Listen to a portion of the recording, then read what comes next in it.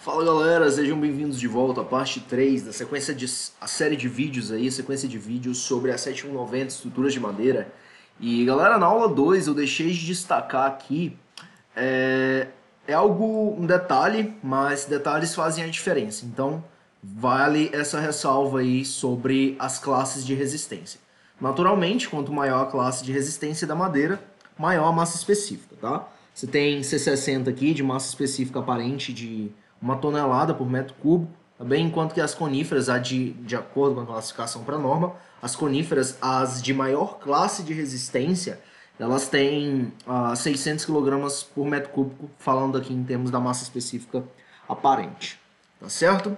Dito isso, a gente vem para a parte das cargas, já pega o café, já se inscreve no canal, já deixa o like, e essa parte das... A gente entra aqui e começa com um pé no dimensionamento já, tá? A gente está na página 32 do nosso resumão, vai até a 53, a ideia é fechar o resumo nesse vídeo aqui. Vamos trabalhar para que aconteça, ok? Vamos seguir, pessoal. As cargas. Eu fiz um resumo, permita-me apresentar. Começar daqui e antes de postar, eu ajusto a ordem para vocês. A ordem, porque isso aqui deveria estar lá acima. Anyways, o que acontece, pessoal? As cargas, elas são forças, elas são esforços, tá? É o vento, é o peso próprio, é o mobiliário, são as pessoas, são ações diretas. Existe uma diferença entre cargas e ações, conforme a gente vai ver. Ação, pessoal, tudo aquilo que causa um esforço ou uma deformação na estrutura, tá? A carga ela é classificada como ação direta. Nós temos ações diretas, que são as forças, as cargas, tá bem? E as ações indiretas, que provocam deformações e também forças. Se você pensar, com o aumento da temperatura, eu tenho a dilatação, um aumento de volume do material, e esse aumento de volume vai gerar tensões, tá bem? Então a gente tem, e tensão nada mais é do que força sobre ar. Então a ação indireta ela é uma força também. Porém, as ações diretas, elas são as nossas cargas, conhecidas como as nossas cargas, tá bem? As cargas são ações diretas, são forças, são esforços. Esforços, a gente tem o plural metafônico aí. Peso próprio, tá? Um exemplo de carga permanente. Revestimento, carga permanente também. Mobiliário, isso aqui já é carga acidental, tá certo?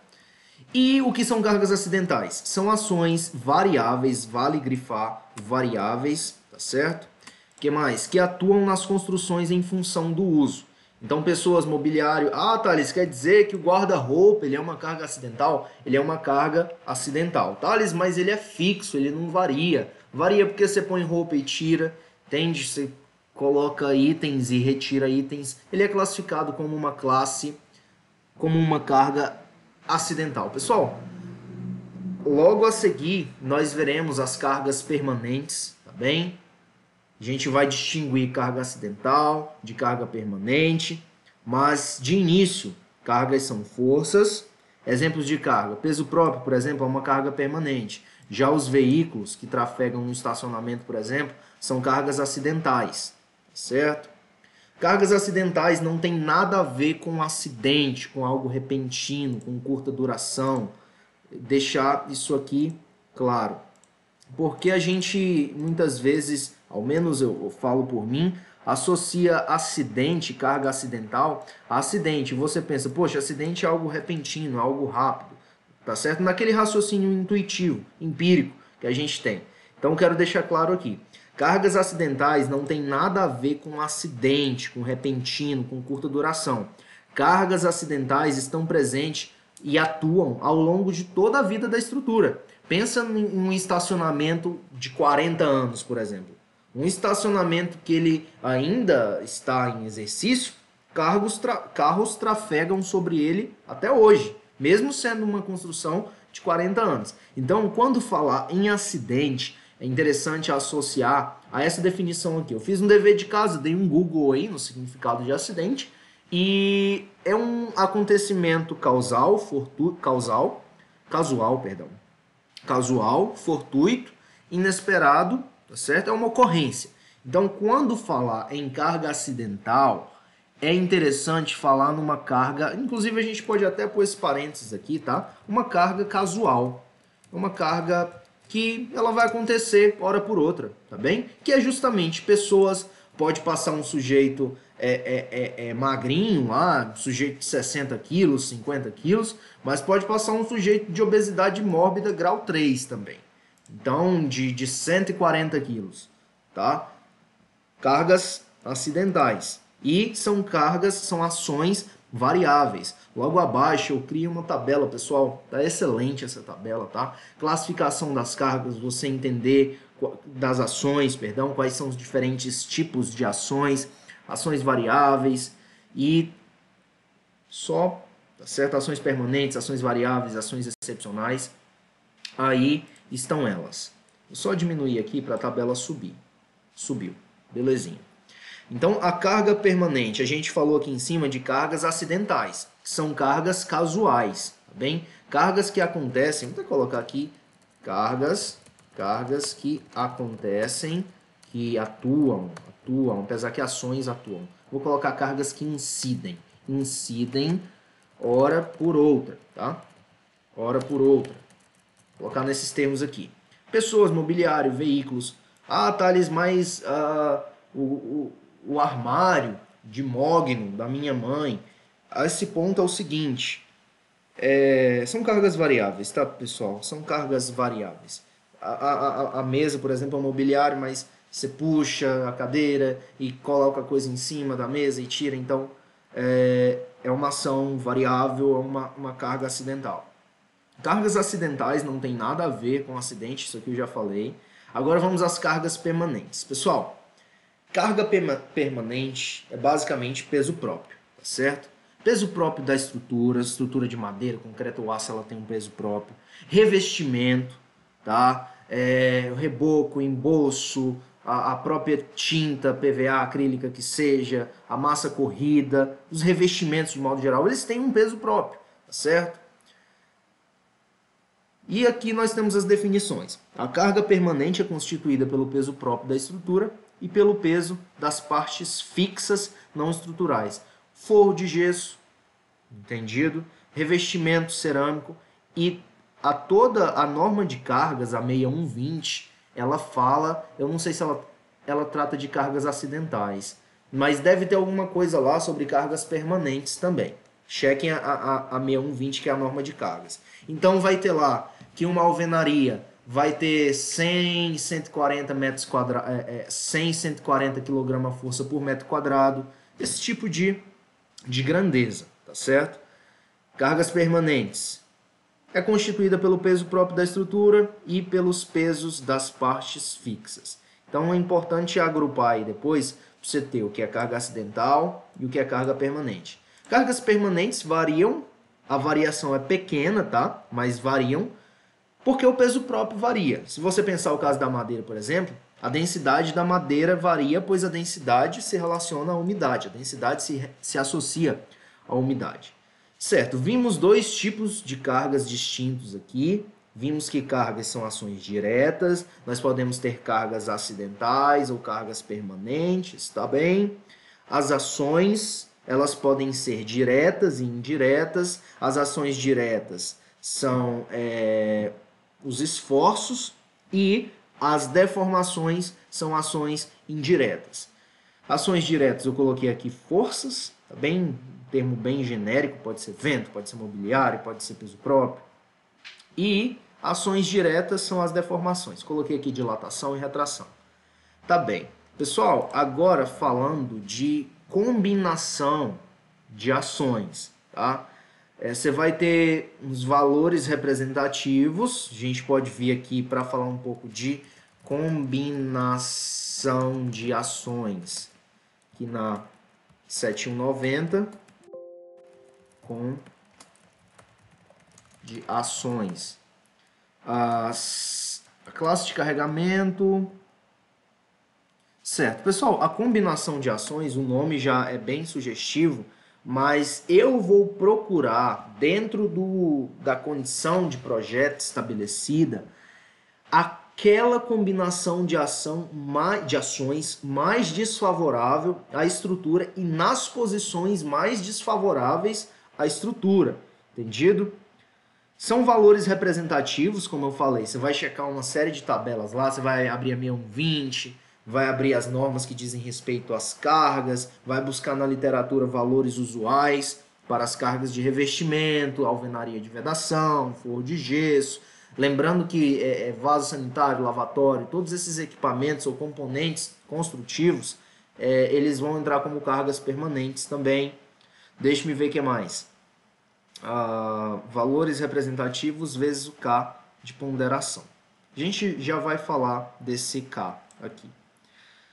São combinações de diferentes maneiras a fim de serem determinados efeitos mais desfavoráveis. Então a questão vem para você e em lugar de favoráveis, em lugar de desfavoráveis, ela diz favoráveis. As combinações devem ser feitas, já resolvi questão assim, tá?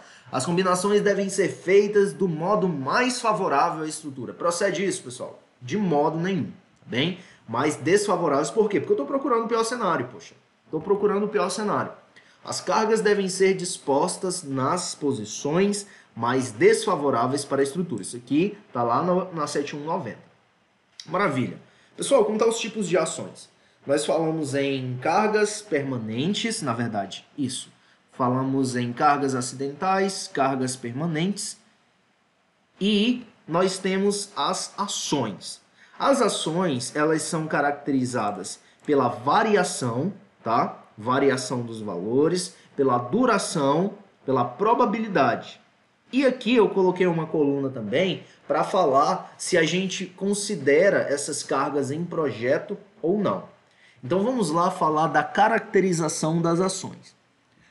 As permanentes, pessoal. Quais as características das cargas permanentes? Quando eu falar uma carga permanente, o que precisa vir à minha cabeça? Que os valores são constantes ou de pequena variação. Falou em carga permanente, lembra de peso próprio, tá? Eu até coloquei um grifo aqui em algum lugar.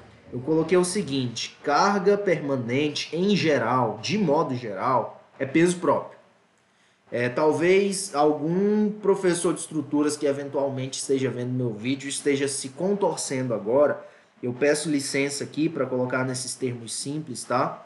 E destaque que eu estou falando de em geral, tá? Pode ter alguma exceção aí, mas em geral, carga permanente é peso próprio de estrutura e de elementos fixos. Isso aqui, salvo engano, é um Ctrl+C, Ctrl+V da norma. Cadê? Ó, carga permanente, peso próprio da estrutura e partes fixas não estruturais. Isso aqui é um Ctrl+C, Ctrl+V da norma, tá bem?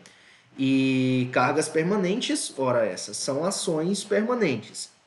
São de pequena variação, como eu falei, vai ter uma variação ali no peso próprio, porque você vai tirar a umidade, vai variar a massa específica da madeira, e você pode, talvez, você mudou o piso cerâmico, revestimento cerâmico, tá certo? Pode ter essa variação, e aí agora você tem uma nova carga permanente, mas são constantes ou de pequena variação.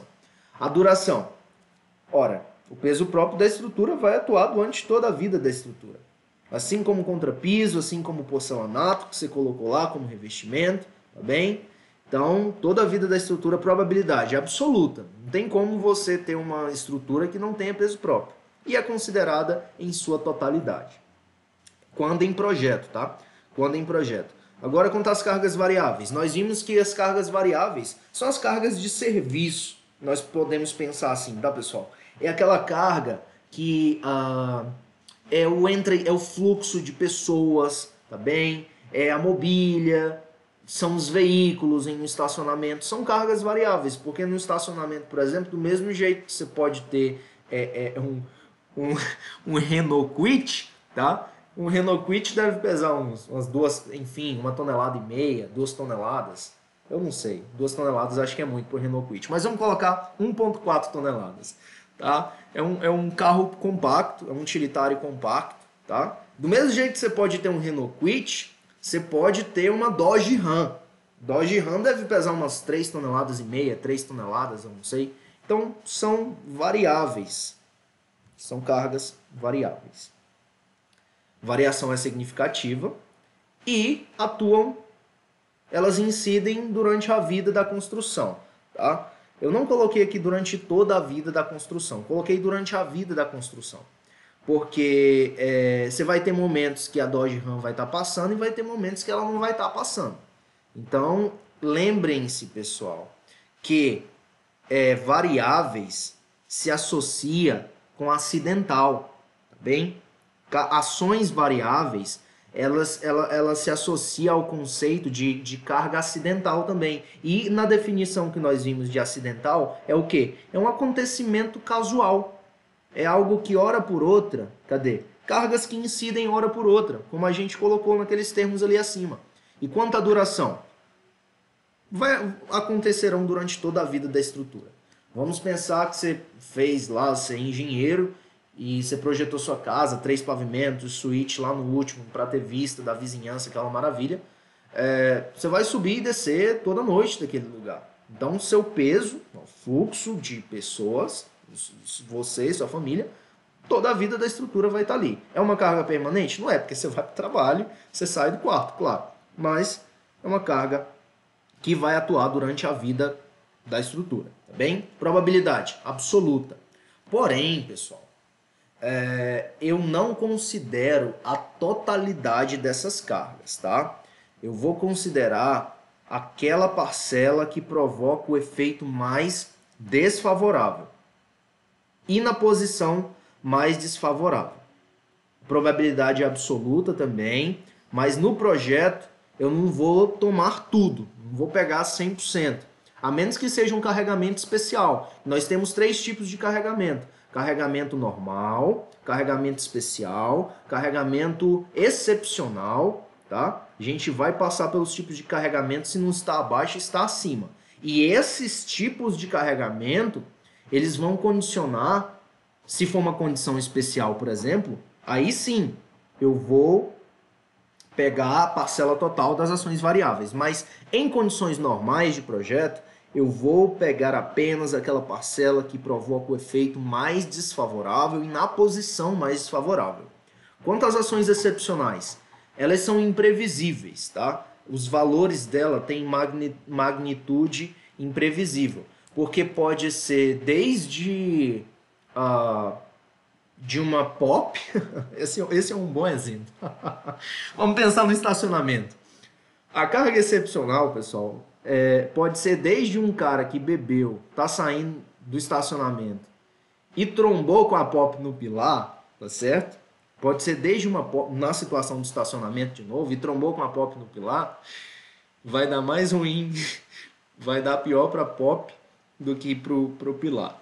Anyways, ele trombou na POP com o pilar, ou pode ser uma Dodge Ram. Você tá entendendo? Então, assim, não tem como prever. São excepcionais, são excepcionalidade. Excepcionalidade é aquilo que foge da regra, e aquilo que foge da regra não dá para prever. Tá bem? Duração extremamente curta. Esse exemplo foi bom, viu? Esse exemplo foi bom. Duração extremamente curta e a probabilidade é baixa. Tá? A probabilidade é baixa. Porém, eu considero em determinadas estruturas. Um viaduto, por exemplo, pessoal. Vamos pensar em um viaduto. Caminhão basculante tromba em viaduto. Caminhão basculante choque em viaduto. Vamos ver se a gente acha alguma coisa aqui. Caminhão entala e rompe viga de sustentação. Olha só, pessoal. Caminhão, olha isso aqui, ó. Olha isso aqui, ó. Isso aqui entra no que eu quero mostrar. Olha, o cara entalou. Rompeu a viga de sustentação. Olha aqui, ó. Caminhão entala e rompe viga de sustentação. Veja aqui que situação. Então, olha isso. Olha isso, pessoal. Isso aqui é uma carga excepcional. Você acha que o projetista falou, não, vai vir em 2018, vai vir um sujeito em um Ford, 2020, olha só, foi em março agora. Não, em 2020, lá em março, vai vir um sujeito num caminhão Ford basculante de 8 metros cúbicos, sei lá, e vai trombar na viga. Não, é uma carga excepcional.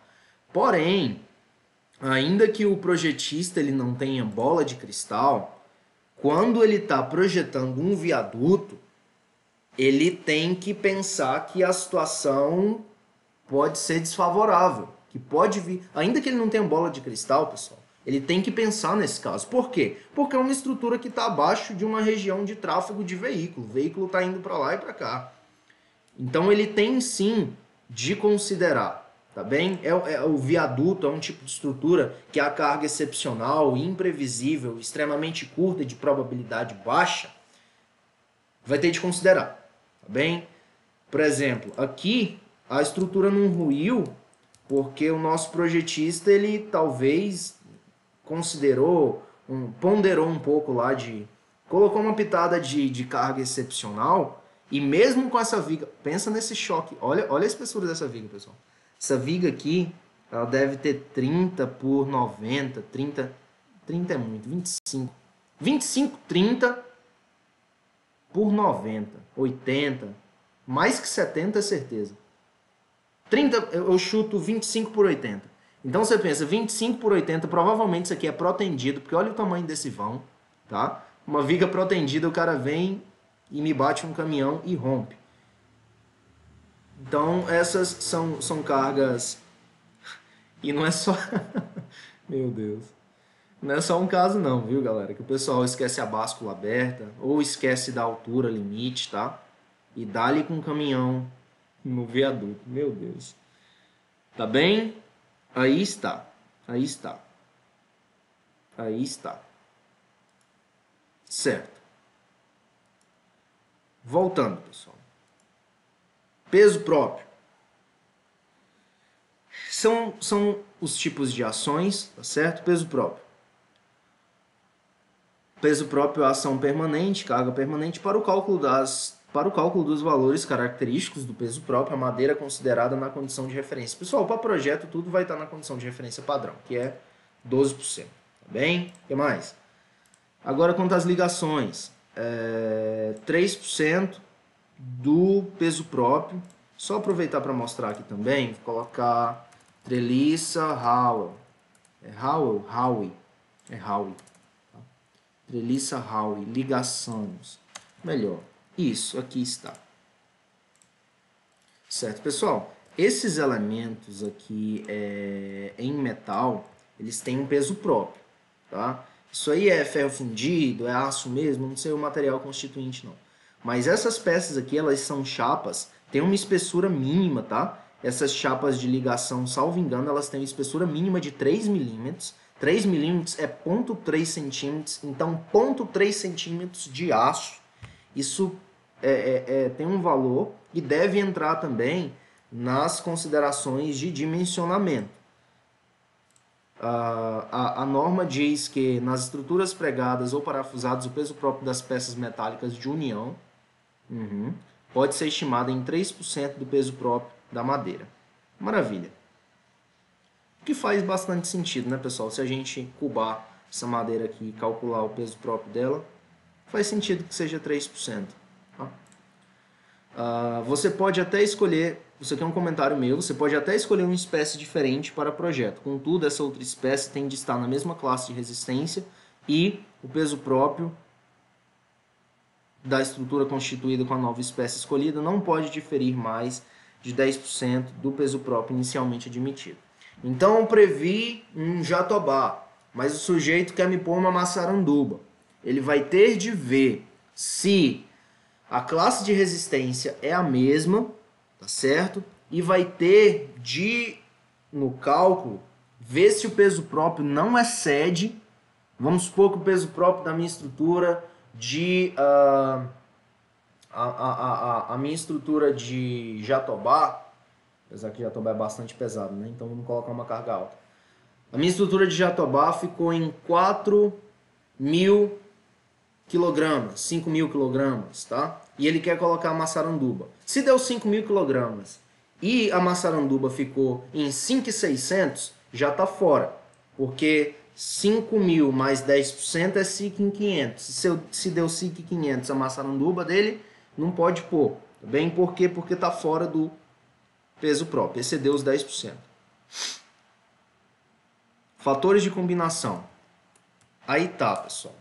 As Como eu falei para vocês, combinação de cargas, tá?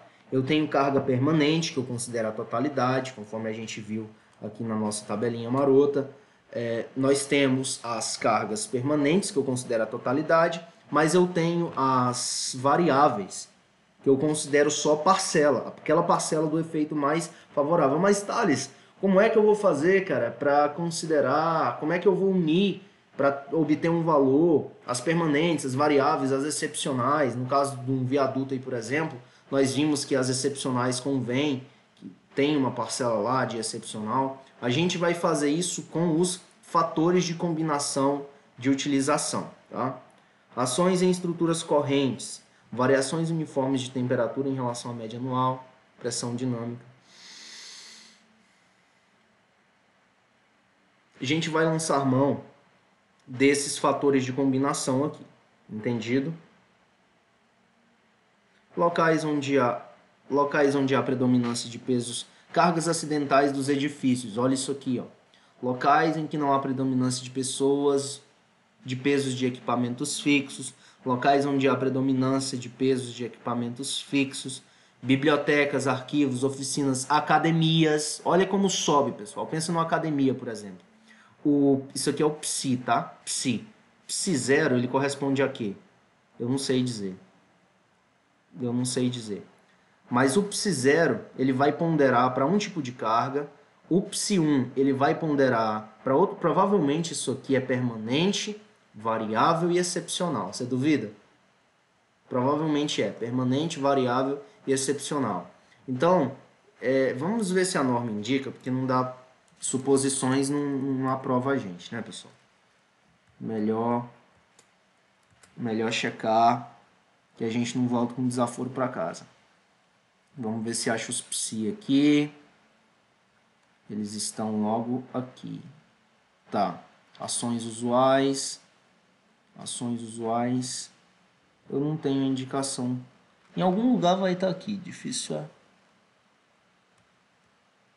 Os valores psi. Pessoal, eu vou ficar devendo, tá? Mas fica essa suspeita aí.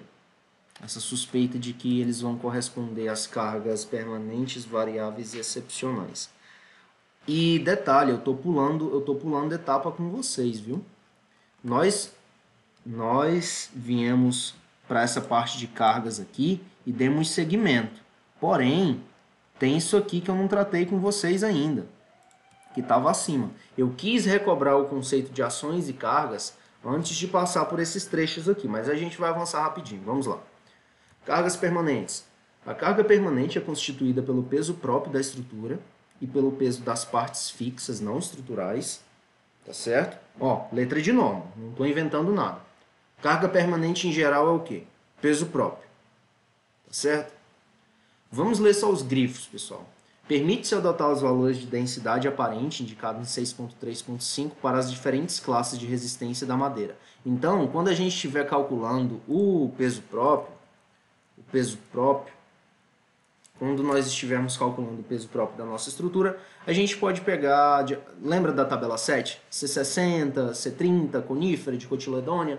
A gente pode ir lá naquela tabela e tomar aqueles pesos próprios, para aquelas densidades aparentes, para calcular o peso próprio. O peso próprio real, avaliado depois do dimensionamento final da estrutura, não deve diferir de mais de 10% do peso próprio inicialmente admitido. Tá, pessoal, eu fiz uma observação mas ela necessita ser complementada, tá? Eu falei que eu poderia substituir uma madeira por uma outra espécie caso não exceda 10% do peso próprio. Isso procede? Procede, tá?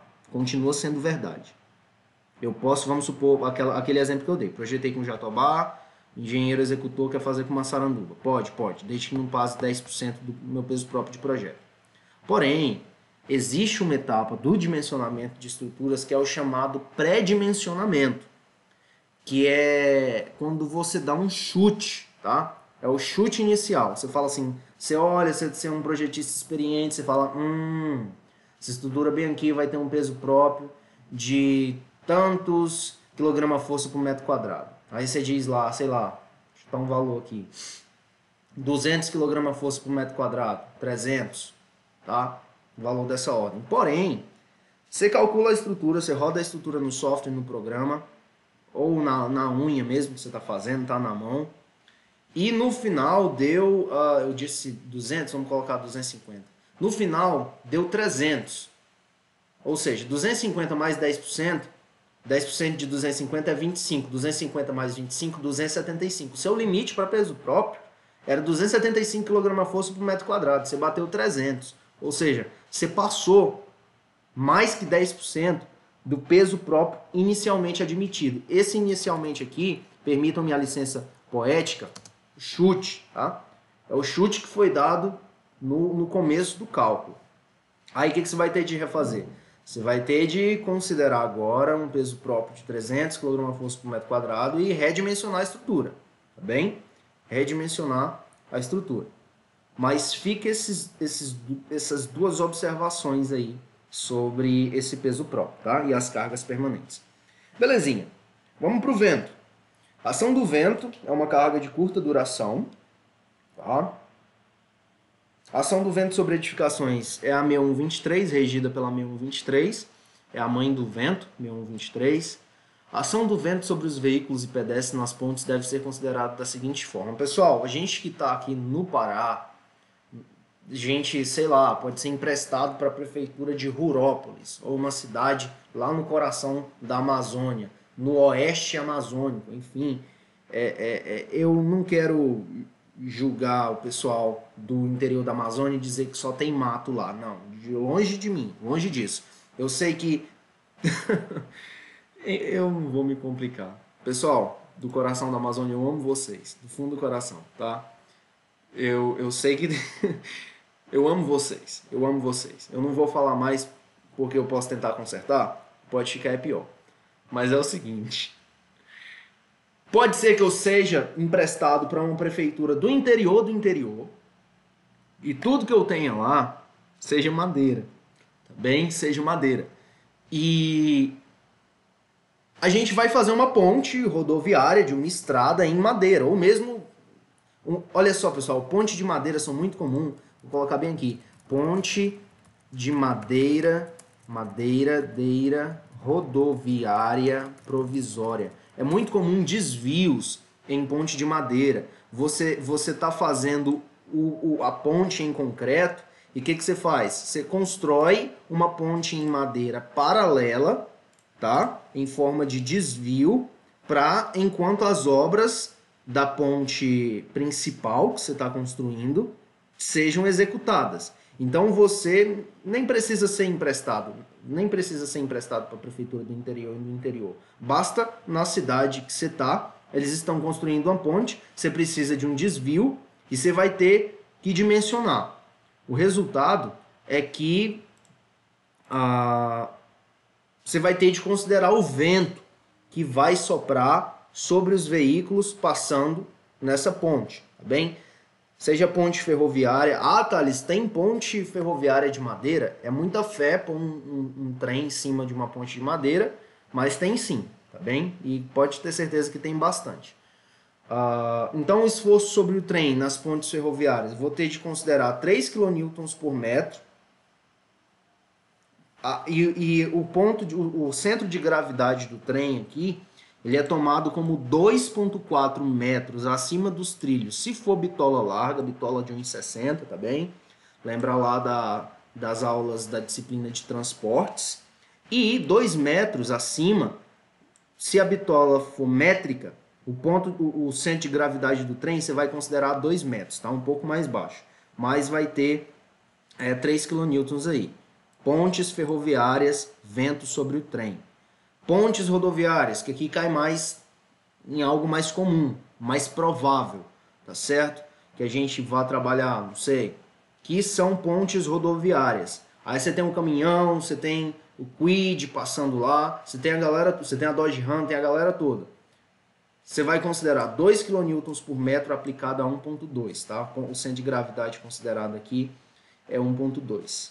kN por metro, ponte rodoviária, vento sobre veículos. E para pedestre, você vai considerar 0,85, tá mais ou menos aí pouco acima da cintura, acima da cintura, 85 vezes 2 vai dar 1,70. Eita, 16, 85 vai dar 1,70, isso mesmo, 1,70. Vai dar 1,70, então metade da pessoa aí. Você vai considerar que tem um vento soprando a 1,8 kN na metade da pessoa que está passando sobre a passarela, tá? Uma ponte de pedestre em madeira. Pessoal, já vi questão sobre... IDIB cobrou isso aqui. Eu mostro para vocês. O IDIB cobrou isso aqui, tá bem? Se atentar. Classes de carregamento. Certo. Pessoal, nós vimos classe de carregamentos, tá? Não confundir, pelo amor, não confundir classe de carregamento com tipo de ação. Classe de carregamento, eu até coloquei em algum lugar, diz respeito à duração, tá bem? Duração do carregamento. Vou colocar só a duração. Diz respeito à duração. Tipo de ações: permanentes, variáveis, excepcionais. Classes de carregamento: permanente, longa duração, média duração, curta duração e instantânea. Então nós temos a tabela 1 da 6118, da 7190, que vai trazer para a gente as classes de carregamento. Ação variável principal da combinação. E a classe de carregamento, pessoal, ela vai ser tomada para ação variável principal, tá? Porque não adianta não adianta você fazer classe de carregamento de peso próprio da estrutura, porque o peso próprio da estrutura vai estar lá para sempre, é permanente. Então, a gente vai tomar para as ações variáveis, que são as ações casuais, está associado aí mais às cargas acidentais. E a classe de carregamento ela vai corresponder ao nosso CAMOD 1. Classe de carregamento CAMOD 1, tá, pessoal? Conforme você tem permanente, longa duração, curta duração, você vai ter o CAMOD 1. Lembrando, vale a pena voltar. Olha só, classe de umidade, classe de resistência, classe de carregamento. Tem algum lugar que falou objetivo da classe de carregamento? Só fazer uma busca aqui, classe de carregamento.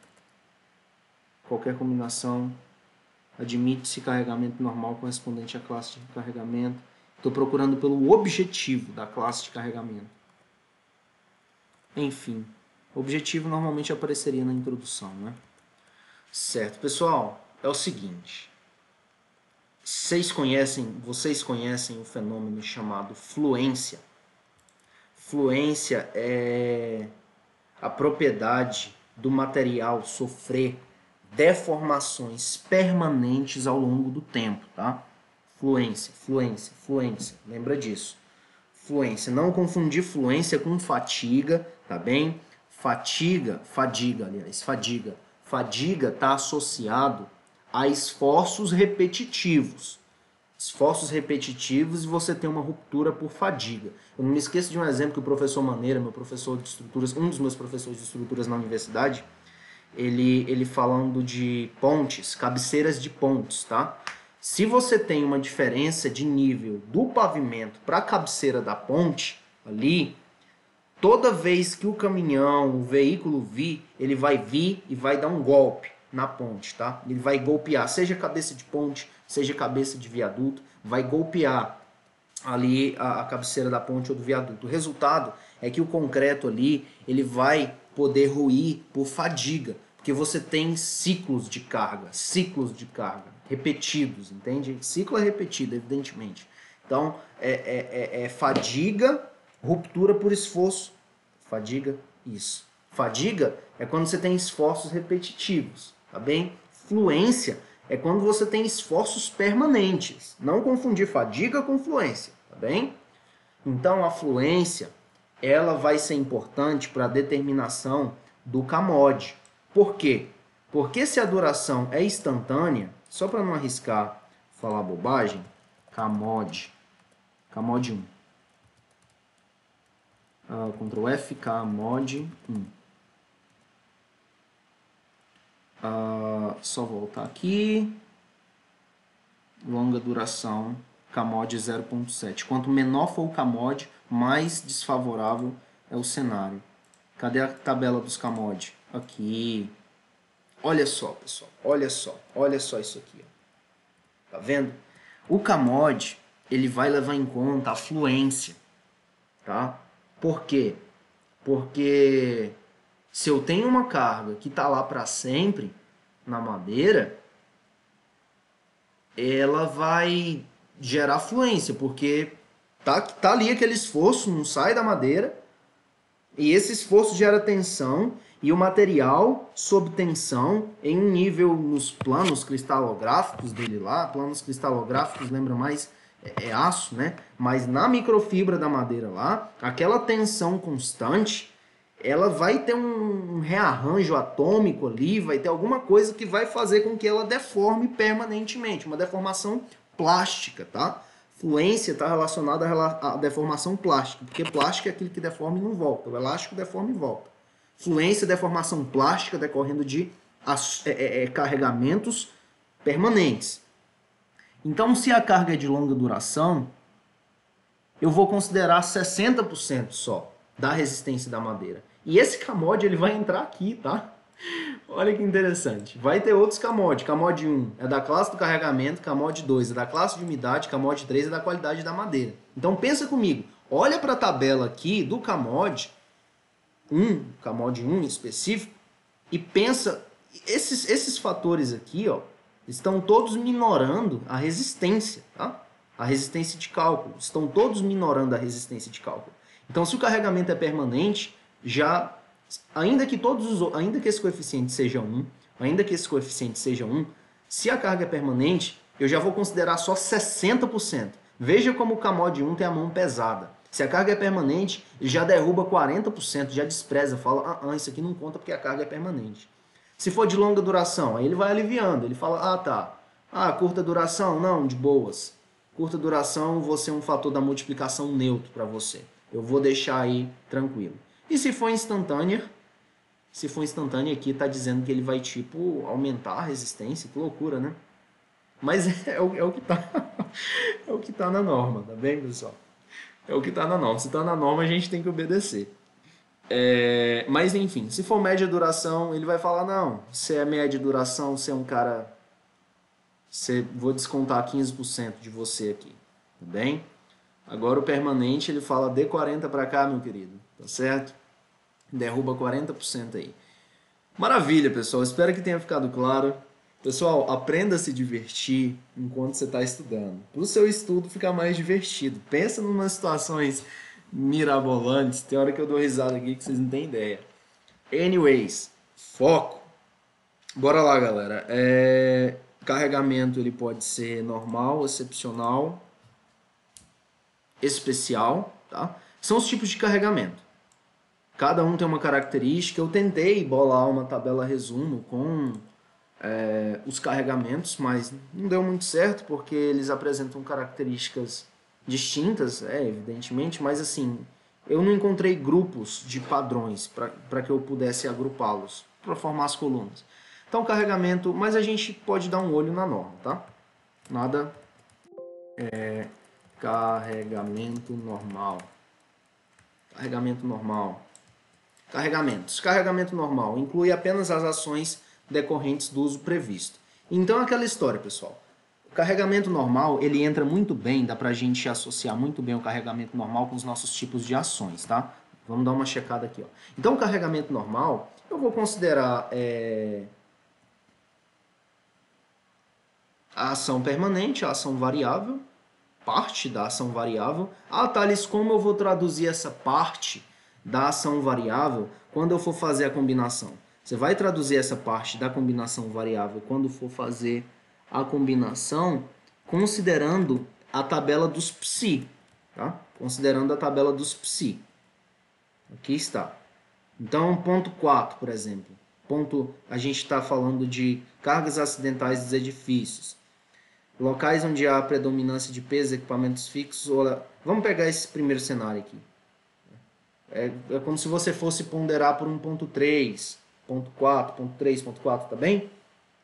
Voltando aqui para a norma, pessoal. Então, os carregamentos normal é como se eu tivesse aqui, tá? São aqueles previstos. E normalmente o que a gente prevê? Permanente e variável. O excepcional a gente não prevê para não onerar muito, para não construir uma estrutura robusta, tá? Um carregamento é normal quando inclui apenas as ações decorrentes do uso previsto para a construção. Admite-se que um carregamento normal corresponde à classe de carregamento de longa duração, podendo ter duração igual ao período de referência da estrutura. Pessoal, isso aqui eu vou deixar de dever de casa para vocês, tá? Dá uma lida sobre esses carregamentos aí. Um carregamento é especial quando inclui a atuação de ações variáveis de natureza ou intensidades especiais cujos efeitos superam ou em intensidade ou efeitos produzidos pelas ações consideradas no carregamento normal.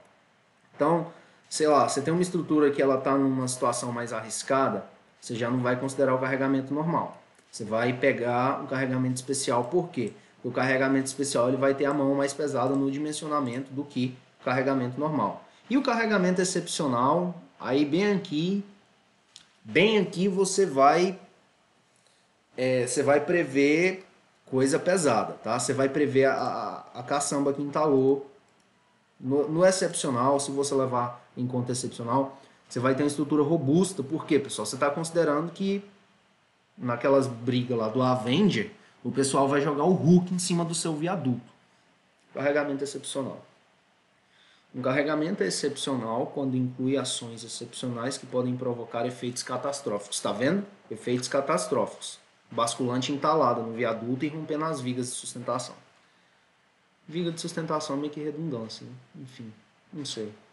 Admite-se, de acordo com 5.14, que um carregamento excepcional corresponde à classe de carregamento de duração instantânea.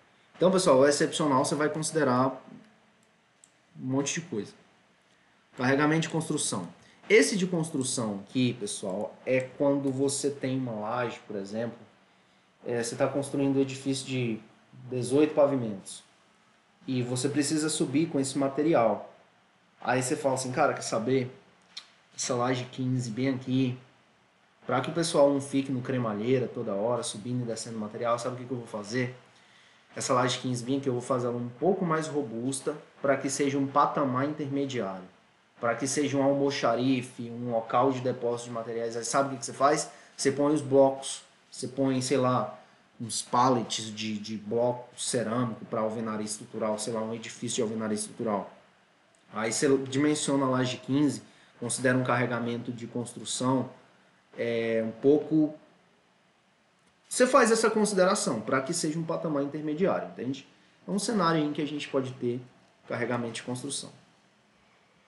Maravilha, pessoal, belezinha? Certo. Vamos avançar. Eu já falei os carregamentos, situações de projeto. Essas situações de projeto aqui, duradouras, transitórias, excepcionais. Eu vou deixar, eu não fui nas questões que eu resolvi, a banca não pediu muito, tá, pessoal? Então a gente vai reservar tempo para aquilo que as bancas estão pedindo mais.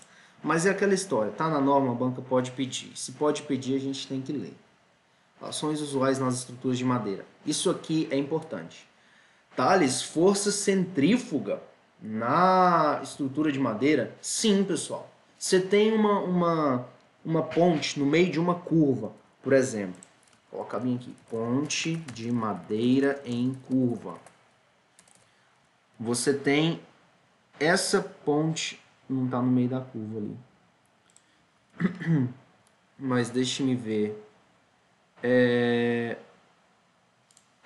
Essa aqui é uma boa. Isso aqui é uma boa. Olha que legal, olha que legal. Olha que legal. Certo, pessoal, a gente tem Frei Rogério, aqui em Santa Catarina. E essa ponte aqui, muito legal mesmo. Essa ponte aqui, ela faz uma curva, tá? E ela é em madeira, belezinha. Aí vem um sujeito a 70 por hora e quer fazer a curva.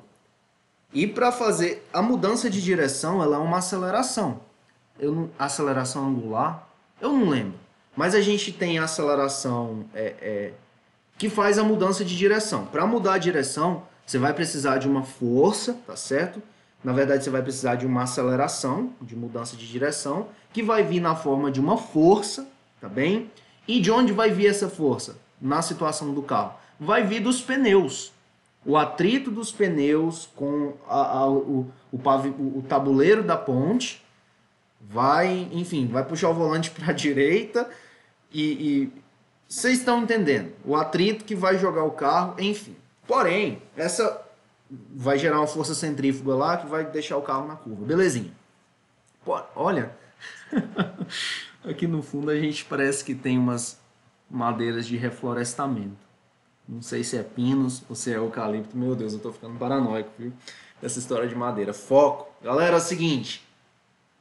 A força que vai fazer o carro girar vai vir do pneu. O pneu vai fazer força na ponte, a ponte vai fazer força no pneu. E, porém, essa força exercida na ponte vai ter que ter uma resposta. Tá certo? Vai vir de algum lugar e vai se distribuir nos elementos lá, nas treliças, nos pilares dela lá. Então, lembrar que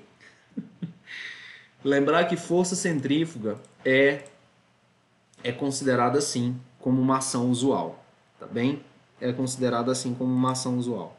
Aí você fala, nossa, força centrífuga é coisa de máquina de lavar, eu não vai ter força centrífuga na minha estrutura de madeira. Se você for pensar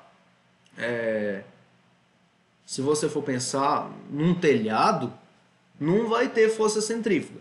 Mas a gente projeta na sua telhado. A gente é engenheiro raiz, pessoal. A gente dimensiona e projeta ponte, a gente resolve o que aparecer, tá bem? E se aparecer uma ponte, a gente vai ter de considerar a força centrífuga ou qualquer estrutura aqui, tá bem? Lembrar disso. É só porque a força centrífuga ela é uma das mais estranhinhas aqui.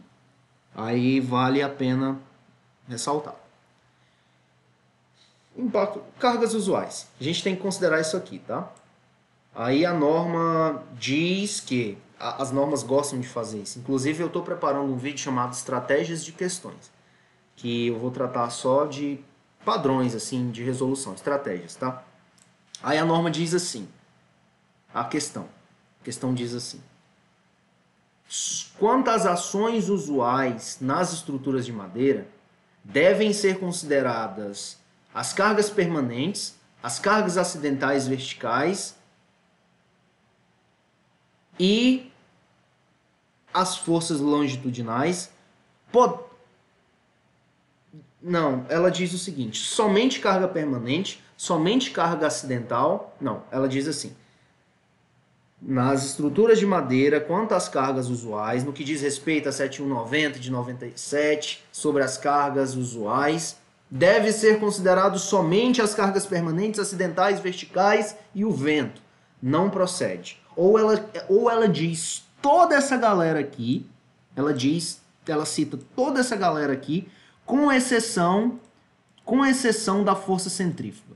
Ela fala assim: sobre as cargas usuais devem ser considerados somente, aí fala, permanente, vertical, impacto, longitudinal, vento, e deixa fora a centrífuga. Tá certo? Não tá certo.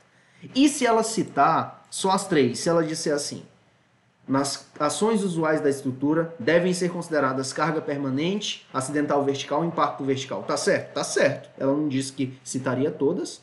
Ela citou três. É carga usual? É. Deve ser considerado? Deve. Ah, Thales, mas ela não citou todas. Não citou. E aí? Não citou. Mas ela disse que tem que ser considerado e não tem que ser considerado. Ah, Thales, mas ela não falou das outras. Pessoal, aí não, cuidado para não perder questão com isso, tá? Se você é um resolvedor de questão raiz, você já deve ter notado esse tipo de padrão aí. Belezinha. Cargas permanentes. Peso próprio da estrutura, peso próprio das partes fixas da estrutura, equipamentos, componentes. Bem? Cargas. Isso aqui a gente já viu. Isso aqui a gente já viu. Isso aqui a gente começou a ver. São os fatores de combinação, de utilização. Vou mostrar para vocês esses psi aqui agorinha, tá bem? Vou mostrar agorinha e a gente vai confirmar a suspeita que a gente está tendo. Eu digo que psi 0 é permanente, psi 1 é variável e psi2 é acidental. A gente vai checar agorinha. Os tipos aí de ações nós vimos, a academia vai entrar em biblioteca, livro aqui, tá? Note que a acidental já sobe bastante. Tá bem. Ações permanentes de pequena variabilidade. Esses aqui são os coeficientes de ponderação, tá, pessoal? Nós temos dois tipos de coeficientes na norma. Eu não sei se eu tomei nota disso em algum lugar. Se não tomei, eu vou tomar nota aqui. Opa, o que tá vendo? Me deixa escrever. Que estranho. Deve ter uma quebra de página. Ah, é porque tá ali em cima, o cursor. Acho que tá ali em cima. Anyways.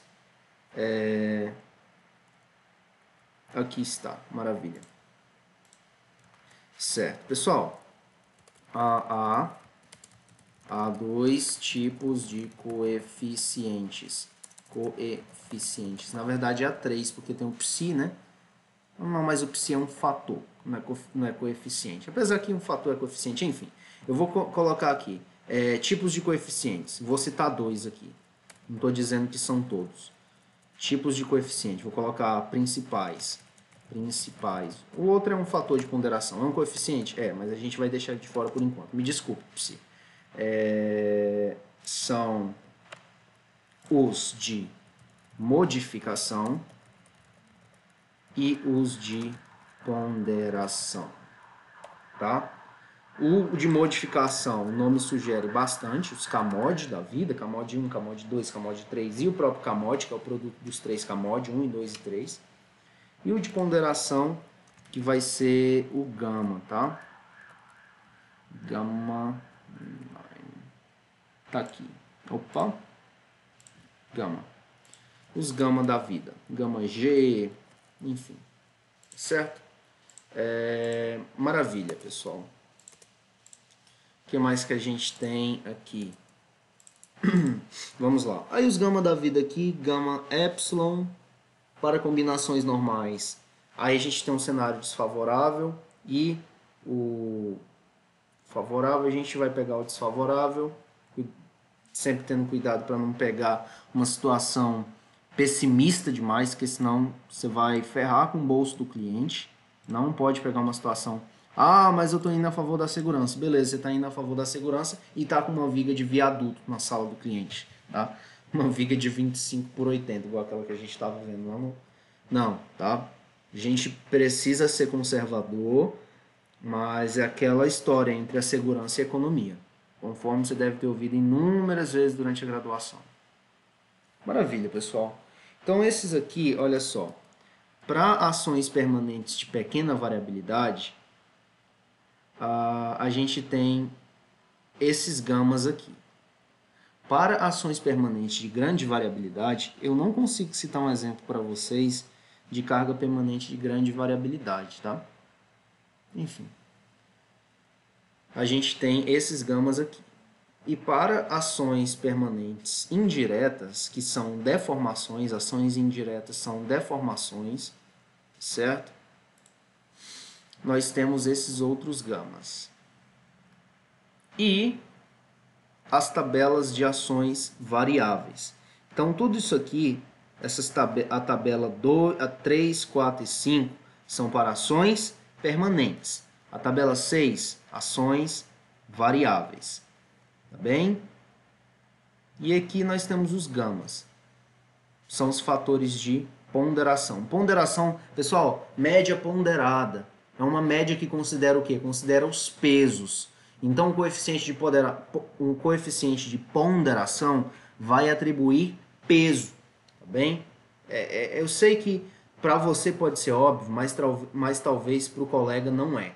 Então, eu corro o risco aqui de, para com os colegas mais adiantados no estudo, ser prolixo, ser redundante, mas para o colega que está começando, ele agradece. E uma turma, você não nivela a turma pelo mastermind lá, pelo supra-sumo estudante que, tá bem? Vocês me entendem.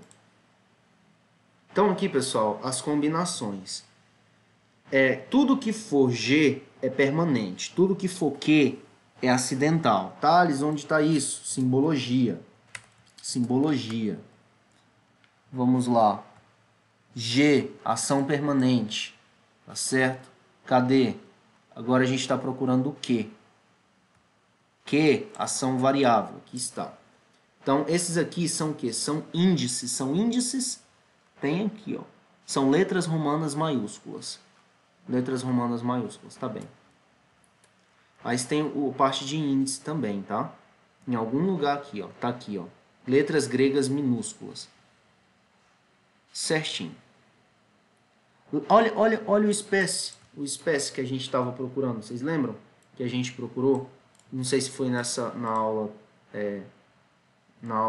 2 ou na aula 3, mas a gente procurou o significado. E agora a gente achou. O psi, isso aqui é interessante para a gente saber o alfabeto grego também, tá, pessoal? Tá o psi. E voltando, o gama, G permanente, Q acidental. Isso mesmo. Tá certo? E aí nós teremos diferentes tipos de combinações. Combinações últimas normais. Combinações... E essa parte de normal, especial e excepcional está falando do tipo de carregamento. Vocês lembram do tipo de carregamento? Lembram lá? Carregamento normal, especial, excepcional e de construção. Então, nós faremos as combinações de acordo com o tipo de carregamento. Qual é o padrão, pessoal? Normal, né? O próprio nome já diz. É a combinação normal. Ele não vai pegar tão pesado na parte de excepcional. Então, se você quer pegar pesado no excepcional, você já vai ter de vir para a combinação última excepcional. É interessante pensar nessas combinações, pessoal. Eu não sei se você é da época de Yu-Gi-Oh! Eu nunca assisti muito Yu-Gi-Oh! Mas eu vou lançar a mão do desenho. Talvez você assista, se identifique bastante. No Yu-Gi-Oh! Tinha as cartas lá, com os superpoderes. Então, você vai lançar a carta com o poder necessário. Meu Deus, a que nível chegamos? A que nível chegamos, Brasil? O que acontece? Você vai lançar a carta conforme necessário para a situação. Então, se você tem uma situação excepcional, adivinha que carta você vai lançar? Você vai bater a carta do excepcional na mesa. Do mesmo jeito, você está numa situação normal? Normal. Excepcional? Excepcional. Especial? Especial. De construção? De construção. A que nível chegamos, Brasil? Enfim, galera, o que vale é a gente fechar a nossa prova, tá bem? E limites da ética e do respeito, claro. Tá certo? Mas enquanto a gente estiver aprendendo e se divertindo e todo mundo esteja bem, tá valendo. Combinações de duração instantânea, combinações de curta duração, maravilha, pessoal. Aí nós teremos aqui, ó, deixa eu dissecar um aqui. Nós temos o gama de ponderação das cargas permanentes, tá? E esse I aqui é do somatório. Enfim, isso aí vocês manjam. G, permanente. Q, acidental, tá? Acidental. Esse acidental aqui, enfim. Essas combinações aí a gente vê na parte do dimensionamento, tá? Quando a gente vai pôr a mão, fazer a conta mesmo na unha, a gente vem para isso aqui. Vou deixar como exercício. Pessoal, é o livro da Michelle File e o como é que é o nome do professor, moço? Lembrei o nome da moça, é o pai dela. Walter File. Estruturas de madeira. Estruturas de madeira. Se você quer virar o rei das madeiras mesmo, bater no peito, chegar na obra confiante, você compra esse livro aí, que é o Estruturas de Madeira. Eles são pai e filha, olha que legal, pessoal. Pai e filha, R$140, livro de engenharia barato, pessoal. Você quer ver caro, é um só bota de medicina.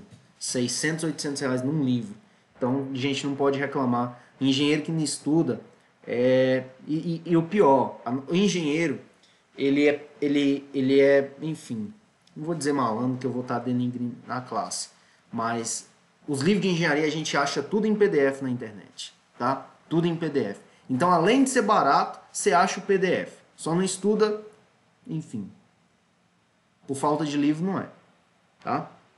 Mas enfim, se você quer ver, e tem esse aqui a gente vai ver bastante também na parte de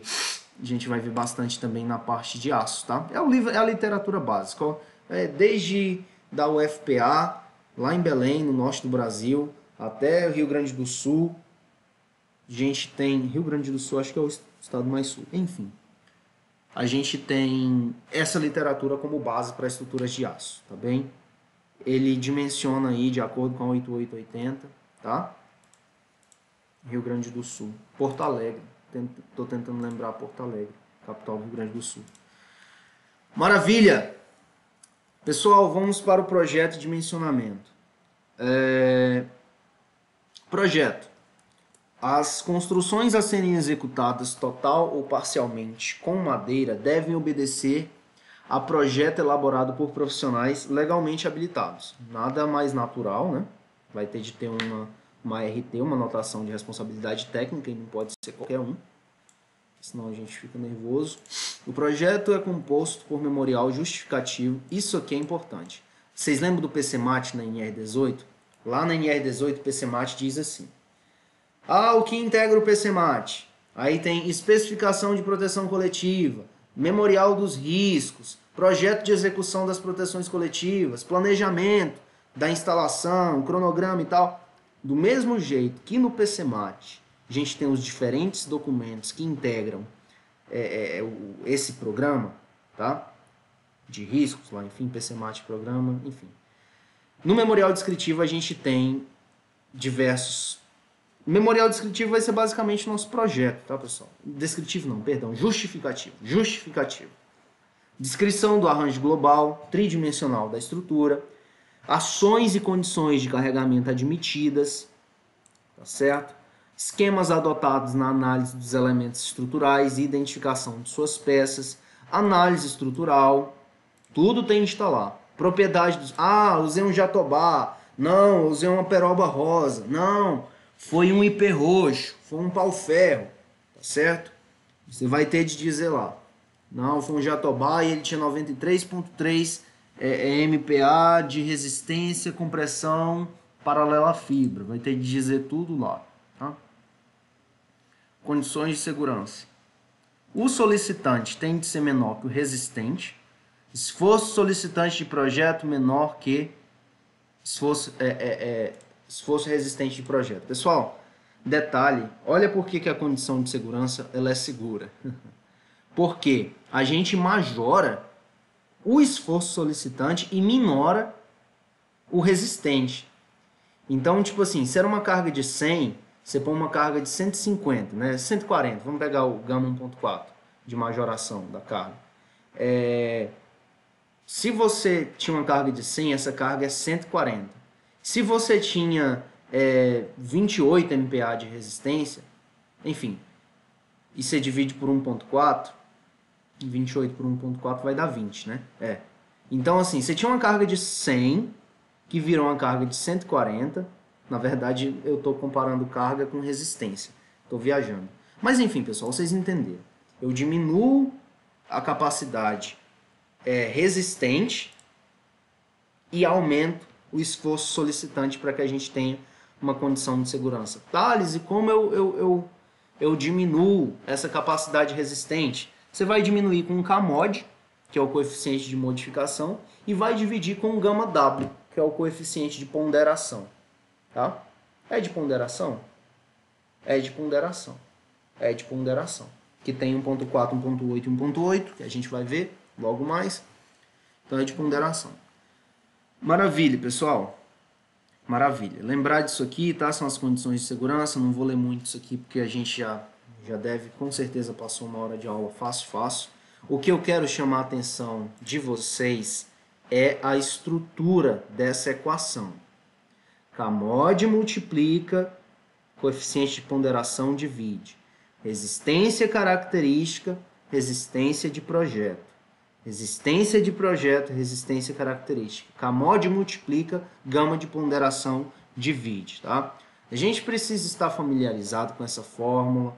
Acho que é a fórmula assim, que tem a cara do dimensionamento das estruturas de madeira. Tá bem? E a norma, ela mostra pelo menos, olha, 4 vezes eu tenho certeza que ela mostra. Ela mostra, isso aqui é print da norma, tá? Ela mostra isso aqui, ela mostra isso aqui, e ela mostra ainda, a que a gente viu agora há pouco, com os CAMOD aberto. Vou colocar bem aqui, CAMOD 2. Mostrar para você, olha, quase lá. Quase lá. É logo que eu, logo eu não tardo em encontrar, pessoal. Deixa eu ver, CAMOD 1. Talvez eu tenha passado e não vi.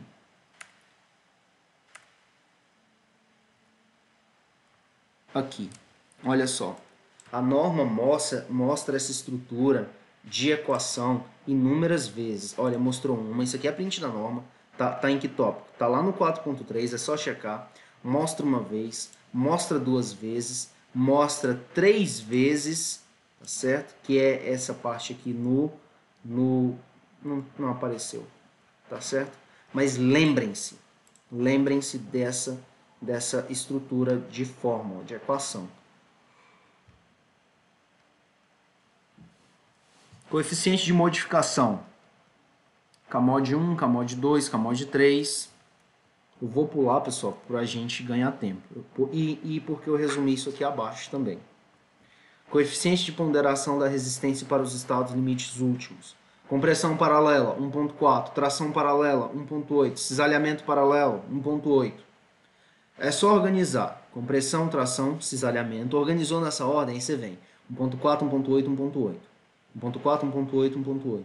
Coeficiente de ponderação. Tales em que estado limite? No último, tá? Estado limite último. E quando for LS, toda essa galera vai virar 1. Bem? Toda essa galera vai virar 1.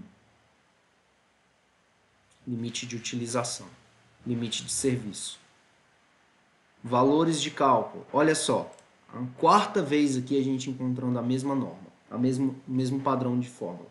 Então, o valor de cálculo a gente vai tirar daqui, tá bem? Eu acho que eu grifei isso aqui. Pessoal, eu já grifei isso, eu já falei disso aqui tudinho lá em cima. Na aula 1. Na aula 1 eu falei disso aqui. Quer ver? Vou mostrar para vocês. Ó, 7.2. Só vi aqui, Ctrl L, 7.2. Aqui está, ó. Já falei do elastofrágil. Fiz essa nota aqui. A gente já falou do 7.2 também, tração paralela às fibras, tração normal às fibras. Eu coloquei lá abaixo só para relacionar com o tópico de dimensionamento, tá? Ctrl F não, Ctrl L. Maravilha. Aí a gente desce aqui agora para o mesmo ponto que a gente estava. Esforços resistentes, maravilha. Peças de seção circular. Aqui vale um grifo. É só essas 13 páginas. A gente tem condições de cobrir essas 13 páginas em um próximo. Pode ficar. Qualquer coisa eu divido para não ficar acelerado. Porque a última coisa que a gente quer é perder. Vou fazer o seguinte. Eu vou fechar a parte de coeficiente. Eu vou fechar a parte de projeto e dimensionamento. Certo? Com vocês. Vou fechar a parte de projeto e a partir da próxima aula vai ficar os coeficientes de modificação. Vou fechar isso aqui e a gente continua na aula 4. Peças de seção circular. Vamos lá. As peças de seção circular sob ação de solicitações normais ou tangenciais podem ser consideradas como se fossem de seção quadrada. Tá bem? Então, seção circular. As solicitações são normais, lembrar dos planos, tá? Lembrar dos planos de corte lá na anisotropia da madeira. É só pegar esse documento e subir. As peças de seção circular sob ação de solicitações normais ou tangenciais podem ser consideradas como se fossem de seção quadrada ou equivalente. Então aqui nós temos seção retangular. Pessoal, por que eu coloquei esses momentos de inércia aqui? Porque muitas vezes ela pode dar um diâmetro para você, tá certo? Dizer, olha, tem o diâmetro aqui dessa seção circular e eu quero o lado da seção quadrada correspondente. E ela dá o diâmetro e dá o momento de inércia para você. Questões que relacionem seção quadrada e seção circular, vale a pena conhecer os momentos de inércia, tá? Ainda que alguns colegas digam que seja desnecessário colocar aqui o momento de inércia do quadrado, pessoal, porque o momento de inércia do quadrado é só um caso especial do momento de inércia da seção retangular, tá bem? Não tem muito jogo, não tem mistério, é só um caso especial. Porém, o do círculo vale, já não é toda hora que a gente fala, vou calcular um diâmetro de um momento de inércia de um círculo aqui, hein? Não é toda hora. Até que do retângulo, você fala assim, tá resolvendo uma questão ali, um raio de giração, e não sei o que é momento de inércia, raiz do momento de inércia sobre a área, aí momento de inércia daqui e dali, você tem um contato mais frequente com BH ao cubo sobre 12. Mas πr a quarta sobre 4 e πd quadrado sobre 64, e para obter esse πd quadrado sobre 64, basta, quem é o raio, pessoal? É o diâmetro sobre 2. Então, quando a gente substitui diâmetro sobre 2 aqui, a gente vai ficar com diâmetro à quarta e 1 sobre 2 à quarta. 2 à quarta é 16. 16 vezes 4, 64. Então, tipo assim, se a questão tiver dado, você quer calcular o momento de inércia de uma seção circular e a questão deu raio para você, mas você lembra só da fórmula do diâmetro, você vai multiplicar o raio por 2, claro, ou vice-versa. Se a questão deu diâmetro, mas você lembra só do momento de inércia pelo raio, você vai dividir o diâmetro por 2 naturalmente, porque a gente sabe que D é igual a 2R. Mas enfim, qual o ponto aqui? Conheça esses momentos de inércia. Porque eu vou resolver uma questão, eu vou criar um vídeo madeira cálculo, tá? Provavelmente está no canal aí amanhã já. Só resolvendo questões, a gente vai ver que tem uma questão que a gente vai sair por aqui, tá? Questão extensa até, mas a gente vai tirar por aqui. As peças de seção circular variável podem ser calculadas como se fossem de seção uniforme, igual à seção situada a uma distância da extremidade mais delgada. Aqui é uma seção circular variável. Onde é que fala? Seção circular variável está aqui. Podem ser calculados como se fossem de seção uniforme, igual à seção situada a uma distância da extremidade mais delgada igual a 1/3 do comprimento. Então, pessoal, pensem comigo. Essa aqui é um poste de madeira seu que você está calculando lá. Ou foi convidado a calcular, seja. Ou uma perícia e você está lá, enfim, periciando. Essa seção aqui, suponhamos que tem um diâmetro de 10. E essa seção aqui tem um diâmetro de 30. Tá bem? O que a norma diz? E vamos supor que esse comprimento aqui seja 3 metros, tá? Para facilitar.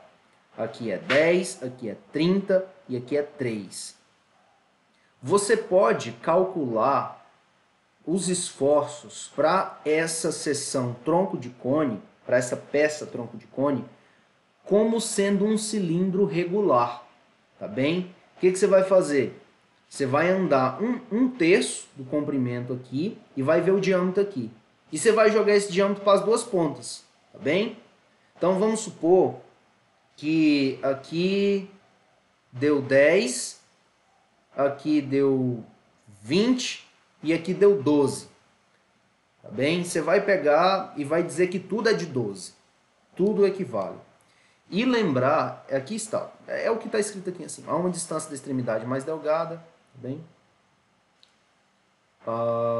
Não se considerando, no entanto, um diâmetro superior a 1,5 vezes o diâmetro nessa extremidade. Que extremidade? A extremidade mais delgada. Então o ponto é o seguinte, se aqui é 10, aqui é 30, e você pegou o comprimento a 1/3 e aqui deu 20, você não pode usar 20. Sabe por quê? Porque essa ponta é 10. E se essa ponta é 10, 1,5 vezes 10 é 15. Então você não pode usar 15. Por quê? Porque a norma proíbe. A norma diz que o limite é 1,5. Se atentar para esse jogo, eu espero que tenha ficado claro, tá, pessoal? Essa imagem peguei da internet. Se foi você que ilustrou essa imagem e está vendo o vídeo agora, me desculpe. tá? Não ter colocado a fonte aqui. Aqui, se eu for pôr fonte de tudo, vai aumentar o tempo. E tempo é coisa que não tá meio escasso por aqui. Compreensão. Compressão. O esforço de compressão solicitante de cálculo deve ser menor que o esforço resistente de cálculo. O esforço de compressão de cálculo deve ser menor. Opa! Aqui a gente tem compressão e resistência à compressão de cálculo deve ser igual à resistência à compressão normal às fibras de cálculo. Enfim, pessoal, tá aí, tá? O que mais? Isso aqui é importante. Permitindo-se ignorar, já nós resolveremos questões sobre isso, tá? Pessoal, se as fibras elas têm uma inclinação, uma mudança de direção e tal, mas essa mudança de direção ou inclinação não excede 6 graus, que eu até mudar isso aqui, 6 graus, tá? Não excede 6 graus, você pode desprezar, tá? Entendido?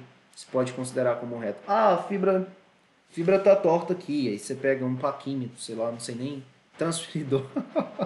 Você pega um transferidor e vai lá. E você fala, não, deu 3 graus e meio aqui. 3 graus e meio tá abaixo de 6, você não vai considerar a inclinação da fibra, tá? Se você tiver de considerar, aí você vai ter de usar uma fórmula feiosa, que eu vou mostrar para vocês aqui agora. Fórmula feia, cara. 7.2.9. Tem uns arcos tangentes, uns negócios. Confesso que eu não lembro de todo. Eu acho que eu usei ela na graduação uma vez com o professor João Felipe. Pôs a gente para usar. Aqui, pessoal, essa fórmula aqui, ó. Seno quadrado, cosseno quadrado, tá? Isso aqui é para você levar em consideração. É para você levar em consideração a inclinação da fibra, tá? Inclusive, essa fórmula era para estar lá. Ou não. Não sei. Mas está aqui, ó. Permite-se ignorar. Lembra disso porque a gente vai resolver a questão disso. Banca cobrou? Cobrou. Tá vendo, pessoal? Como tem banca sem coração? Aí você fala assim, nossa, a banca não vai cobrar isso é específico demais. Aí você abre a prova, tá lá na primeira questão de específica a fórmula de Rankson. Aí você diz Deus. Tá? Para inclinações maiores é preciso considerar a redução da resistência adotando-se a fórmula de Rankson, expressa por... Maravilha. Então, até 6, até o ângulo de 6 significa que pode ser 6. Tá? Você despreza. Passou disso, você vai ter de usar a fórmula de Rankson. Nas peças submetidas à compressão normal, as fibras, a condição de segurança é expressa por... Não justifiquei o texto. Enfim. Condição de segurança é expressa por... Tensão de compressão normal de projeto é menor ou igual à tensão de compressão normal, a resistência de compressão normal de projeto. Aqui a gente tem a solicitante e a resistente, tá? Flexão simples reta.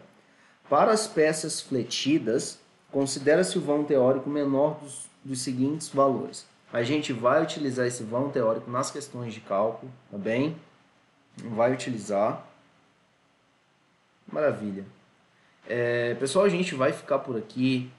Porém, antes de me despedir, eu quero mostrar para vocês o seguinte. Há dois tipos de flexão.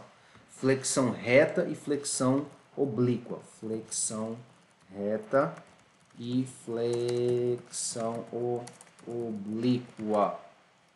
Certo? Deixa eu ver se eu encontro alguma imagem aqui. Imagens são uma maravilha, viu? Isso aqui é o que eu estava procurando. Uma das coisas que eu estava procurando. Tá bem, certo. Pessoal, já resolvi uma questão que cobrava isso, tá? Que cobrava isso. Vou mostrar para vocês agora. Opa.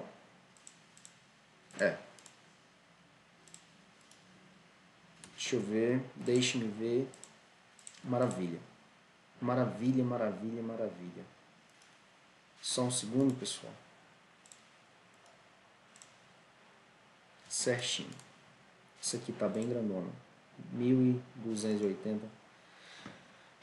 Certinho. Pessoal, as nossas terças, faltou chapuz aqui.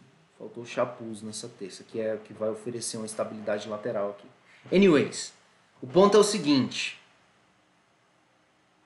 A terça é uma peça de madeira, portanto a gente dimensiona elas pela 7190, tá? E é o seguinte, ela não está submetida à flexão reta. Ela está submetida à flexão oblíqua. Por quê? Ah, Thales, mas o carregamento do telhado chega a 90 graus aqui. Sim, chega a 90 graus. Porém, a 90 graus com a terça, tá? Com a terça. Porém, a resposta que a gente tem aqui é 90 graus também, mas não está no sentido da gravidade, tá certo? Olha só, a gente tem uma inclinação aqui. O que eu quero ressaltar para vocês, pessoal, não vou ser muito técnico aqui, tá? Mas o que eu quero ressaltar para vocês é que a flexão, acho que eu vou mostrar para vocês a questão que eu resolvi que tratava disso, tá? Flexão oblíqua. Terças, a estrutura a terça lá da trama do nosso telhado, ela está submetida a uma flexão oblíqua, tá bem? Esse tipo de flexão aqui, ó. Esse tipo de flexão aqui, em que o carregamento está inclinado. Eu gostei muito dessa imagem. Gostei dessa imagem. Salvar. Lá em Frei Rogério. Olha isso aqui, legal. E é eucalipto isso aqui, viu, pessoal? Um cara de eucalipto. Essa ponta rachada aqui é porque eles não colocaram o gang nail. Eu vou mostrar o gang nail para vocês. Sabe o que que... Ah, tá ali, você tá viajando. Gang nail. A banca pode muito bem mostrar uma peça dessa para você e falar o que é, perguntar o nome, tá bem? É conector gang nail. E aqui você tem 5 por 6 polegadas, aquela história toda. Eles são utilizados para ligações, tá? Lembrar disso. Aí aqui a gente tem um gang nail bem da hora. Tá vendo aí? Você põe ele na madeira e dá-lhe marretada. É carinho, viu? Mas aqui provavelmente são 10 toneladas de gang nail. É muito gang nail. Olha como eles vêm. É assim que eles vêm. Enfim. Estão aí, pessoal.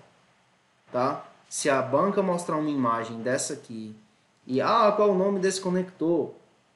Aí você diz gang nail. A menos que tenha algum nome, provavelmente o pessoal da obra da carpintaria, eu não sei se eles vão chamar de gang nail. Talvez chamem, mas o pessoal de obra, eles são bons em pôr apelido.